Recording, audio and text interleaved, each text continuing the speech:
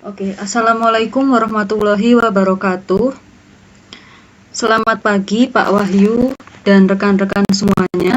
Di sini saya bersama anggota kelompok saya akan mempresentasikan tentang hasil dari praktik kewirausahaan yang dilaksanakan di UMKM Raf Rumah Snack. Sebelum masuk ke pembahasan, izinkan kami untuk memperkenalkan anggota kelompok 4 terlebih dahulu. Untuk anggota kelompok 4 terdiri dari saya sendiri, Dewi Nursefa Febria, dengan NIM belakang 111, kemudian ada Gozi Anwar Rasidi dengan NIM 036, lalu ada Sukma Jihan Wafiroh, NIM 136, dan Rian Bagas Satrio, NIM 112. Next. Untuk selanjutnya, yaitu pemaparan materi yang akan dijelaskan oleh rekan saya.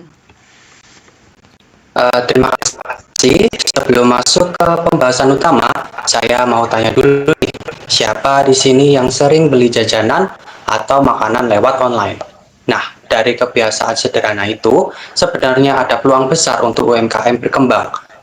Melalui praktik kewirausahaan ini, tujuan kami adalah membantu UMKM Rumah Snack, khususnya dalam hal branding dan pemasaran. Kami mencoba mengidentifikasi masalah yang ada, lalu menyusun strategi branding produk agar tampil lebih menarik dan mudah diingat. Selain itu, kami juga fokus pada pemanfaatan digital marketing seperti media sosial dan konten promosi supaya jangkauan pasar bisa lebih luas. Manfaatnya tidak hanya untuk UMKM, tapi juga untuk kami sebagai mahasiswa. Kami mendapatkan pengalaman langsung bagaimana rasanya terlibat dalam pengelolaan UMKM, bukan hanya teori tapi praktik nyata. Next. Sekarang kita kenalan dulu dengan UMKM yang jadi mitra kami. Raf Rumah Snack adalah UMKM di bidang food and beverage yang berlokasi di Surabaya.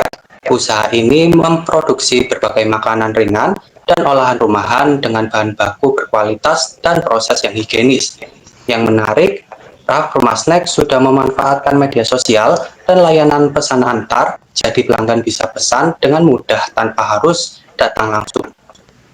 Dengan cita rasa khas dan kemasan yang menarik, Raf Rumah Snack terus berusaha meningkatkan kualitas produk dan memperluas pemasaran. Next. Nah, sekarang kita masuk ke bagian yang biasanya paling ditunggu-tunggu, yaitu produknya. Raf Rumah Snack punya berbagai produk frozen dan fast food, seperti siomay ayam, tahu bakso, kebab jumbo dan mini, chicken egg roll, serta chicken katsu. Produk-produk ini cocok banget buat yang ingin makanan praktis, cepat saji, tapi tetap enak. Selain untuk konsumsi pribadi, produk ini juga banyak diminati untuk usaha reseller. Tidak hanya makanan kekinian, Raf Rumah Snack juga punya menu khas rumahan, mulai dari nasi box dan tumpeng, lotok telur asin, garang asem ayam, nasi kerawu, gudeg besek, sampai kerupuk rambak sapi. Menu ini cocok untuk acara keluarga, hajatan, maupun pesanan dalam jumlah besar. Cita rasa tradisional ini menjadi nilai plus, karena tetap diminati di tengah banyaknya makanan modern. Selanjutnya, kalau suka camilan manis atau minuman segar, ini pilihannya. Raf Rumah Snack juga menyediakan aneka kue basah, puding flan, dan berbagai minuman segar seperti frappuccino, milkshake, dan squash. Produk ini cocok untuk menemani aktivitas kalian atau sebagai sajian saat berkumpul. Nah, itu tadi penjelasan dari saya. Untuk pembahasan selanjutnya akan dilanjutkan oleh rekan saya. Terima kasih. Baik, untuk selanjutnya yaitu rencana bisnis yang meliputi analisis SWOT, di mana yang pertama pada Raf sendiri stretch atau kekuatannya yaitu berada pada kualitas dan cita rasa produknya yang khas dan diminati masyarakat. Nah, Raf Rumah Snack ini mengutamakan kualitas bahan baku dan proses pengolahan yang higienis serta sesuai standar. Kemudian variasi produknya lengkap, meliputi olahan snack, makanan tradisional, kue, dessert, dan produk catering lainnya. Kemudian Raf Rumah Snack juga aktif memanfaatkan platform digitalnya, termasuk melalui Instagram dan layanan pesan antar seperti GrabFood yang memudahkan untuk melakukan pemesanan online. Kemudian Raffi Mas Snack ini juga konsisten dengan rasa dan terus berinovasi dalam produknya dengan menggunakan secret recipe atau resep lainnya untuk memberikan pengalaman rasa yang terbaik bagi pelanggan. Kemudian sumber pemasukan ganda di Raffi Mas Snack ini cukup baik, yang berasal dari penjualan produk dan pendapatan tambahan dari kerjasama konsinyasi dengan mitra seperti Ubaya, Dignas, dan Viva. Next. Kemudian ada weakness atau kelemahannya, di mana Raffi Mas Snack ini branding yang dilakukan ini masih belum terbentuk secara optimal, yang membuat citra usahanya ini kurang melekat di benak konsumen dan menjadikan produk sulit dikenal secara luas, termasuk di tengah banyaknya kompetitor sekarang ini. Kemudian ada pengelolaan keuangan yang tidak terstruktur, di mana Raffi Mas Snack ini pencatatan pemasukannya termasuk pengeluaran juga dan keuntungan itu masih sederhana dan tanpa format yang baku, sehingga pemilik usaha ini mengalami kesulitan terutama saat melakukan evaluasi kinerja keuangan secara menyeluruh dan akurat, serta akan berpengaruh terhadap pengambilan keputusan nantinya. Kemudian kurangnya konsistensi dalam mengunggah konten promosi di Instagram. Nah, Raffi Mas Snack ini masih belum konsisten dalam mengunggah konten promosi termasuk di Instagram, sehingga engagement dan jangkauan akun Raffi Mas Snack ini masih cenderung rendah. Kemudian ada platform TikTok yang potensial untuk promosi ini tidak aktif digunakan, yang menyebabkan peluang promosi melalui video ini hilang. Dan Raffi Mas Snack ini tidak aktif di TikTok seperti itu. Next, yang ketiga yaitu opportunities atau peluang, yang mana Raffi Mas Snack ini memperluas jangkauan pasarnya melalui pemanfaatan marketplace kuliner seperti GrabFood. Bergabung pada platform tersebut buat usaha Raffi Mas Snack ini makin mudah dijangkau banyak konsumen, baik di luar area atau sekitar lokasi produksi, dan memanfaatkan fitur promosi juga seperti diskon atau voucher untuk meningkatkan visibilitas produk Raffi Mas Snack. Kemudian menjalin kerjasama atau kolaborasi dengan UMKM lain untuk meningkatkan penjualan, misalnya berupa bundling atau promosi seperti itu. Kemudian partisipasi dalam event lokal seperti bazar atau pameran UMKM untuk memperkenalkan produk mereka atau produk Raffi Mas Snack ini kepada audiens yang lebih luas. Kemudian membangun relasi juga dan memperkuat posisi Raffi Mas Snack ini di pasar global. Next. Dan yang terakhir yaitu threats atau ancaman. Banyaknya kompetitor sejenis di bidang snack dan frozen food yang menawarkan produk serupa seperti siomay dan tahu bakso.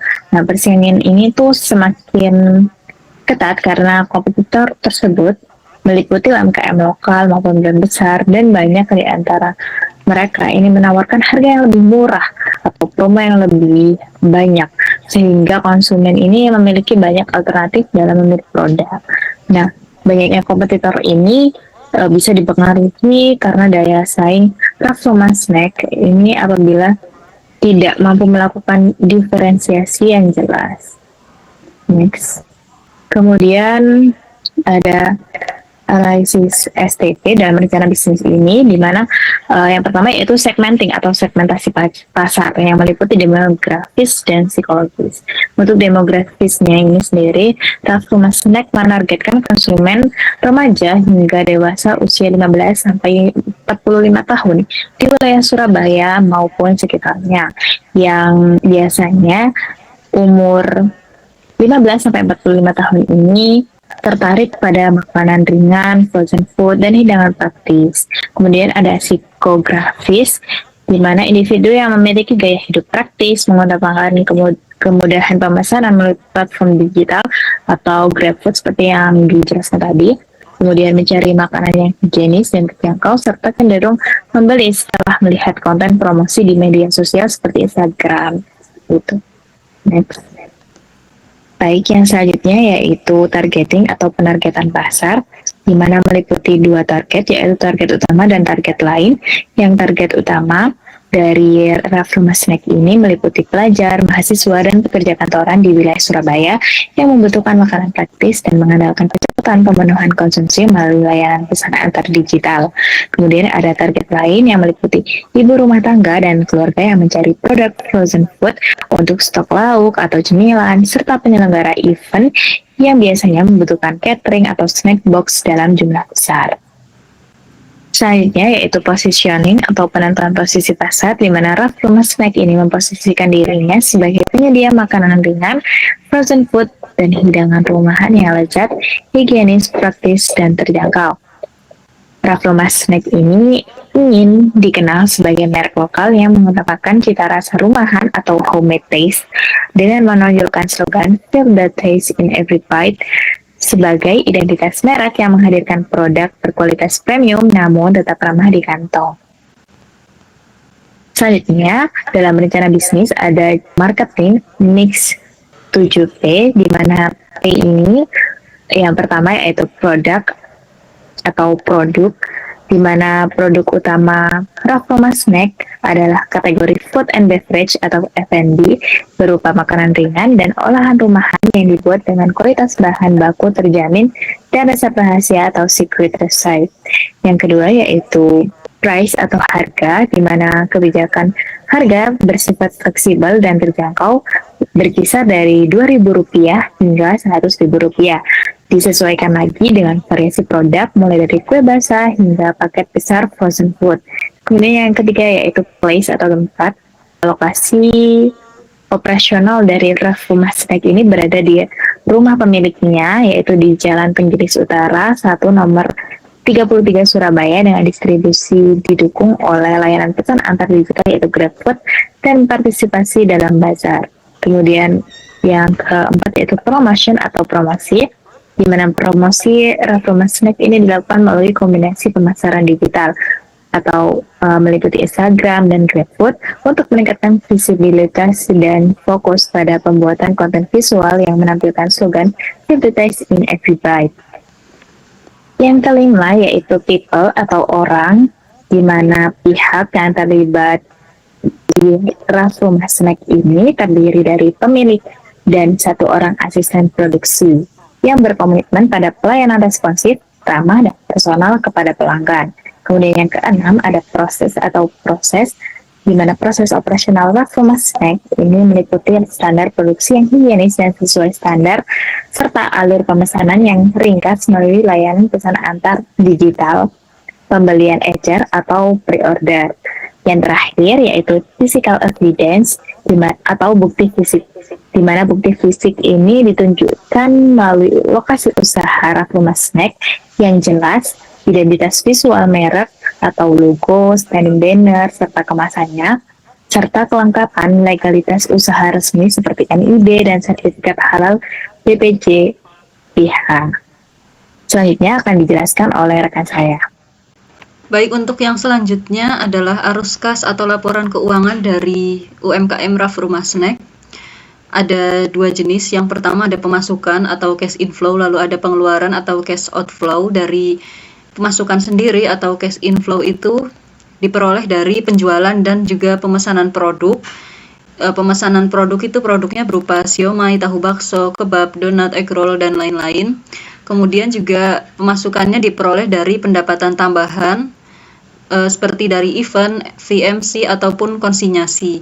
Kemudian untuk pengeluaran atau cash outflow-nya itu ada pembelian bahan baku seperti daging ayam, daging sapi, kulit pangsit, dan sebagainya.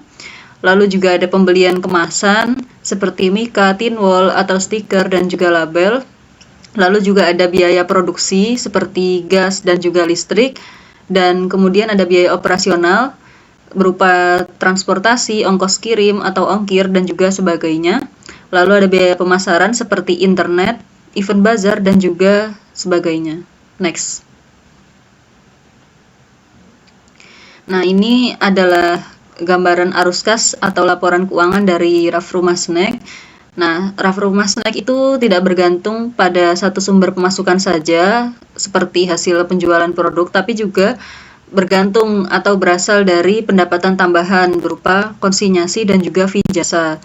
Nah, ini disajikan untuk pendapatan di bulan September sendiri diperoleh dari fee dan juga konsinyasi. Next.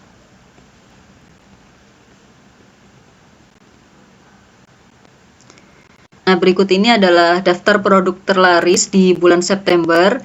Jadi, berdasarkan data yang disajikan atau diagram yang disajikan itu terlihat bahwasannya siomay matang itu menjadi produk Raf Rumah Snack dengan penjualan yang tertinggi yang menunjukkan dominasi permintaan pada kategori produk utama. Jadi produk utamanya itu ya siomay matang itu tadi, kemudian disusul oleh siomay frozen dan juga taksu matang. Next. Untuk selanjutnya ini ada arus kas atau laporan keuangan dari Raf Rumah Snack sendiri. Di sini terpantau untuk pemasukan dan juga pengeluaran di bulan September. Terlihat bahwasannya untuk pengeluarannya sendiri itu lebih besar daripada pemasukannya. Jadi arus kas Raf Rumah Snack itu mengalami defisit pada bulan September karena ada biaya operasional yang lebih tinggi dibandingkan pendapatan yang diperoleh. Jadi dari arus kas ini sendiri itu dibutuhkan pengendalian biaya dan juga optimalisasi strategi pemasaran supaya bisa meningkatkan profit atau keuntungan pada periode berikutnya. Next. Untuk selanjutnya akan dijelaskan oleh rekan saya. Baik, untuk yang selanjutnya yaitu berupa hambatan. Yang mana hambatannya itu yang pertama mulai dari fluktuasi bahan baku seperti ayam, daging, dan juga minyak yang dapat meningkatkan biaya produksi dan memengaruhi kualitas produk. Yang kedua yaitu dari kapasitas produksi terbatas serta risiko penurunan kualitas akibat penyimpanan yang kurang optimal. Yang ketiga yaitu dari branding yang juga belum kuat dan juga konten media sosial yang kurang konsisten sehingga jangkauan pemasaran yang bisa dibilang masih rendah. Yang keempat yaitu pencatatan keuangan yang belum terstruktur yang mana menyulitkan evaluasi arus kas dan penentuan harga jual. Yang kelima yaitu persaingan tinggi dengan banyak UMKM sejenis yang menawarkan harga kompetitif. Dan yang keenam keterbatasan tenaga kerja sehingga operasional tergantung kepada pemilik. Nah, solusi yang bisa diberikan dari masalah-masalah tersebut yang pertama yaitu menjalin kerjasama dengan pemasok yang mana dengan membeli bahan baku stabil dan menerapkan SOP produksi serta penyimpanan. Yang kedua yaitu menambah fasilitas penyimpanan misalnya seperti freezer dan juga kulkas serta memperbaiki alur produksi untuk menjaga kualitas produk.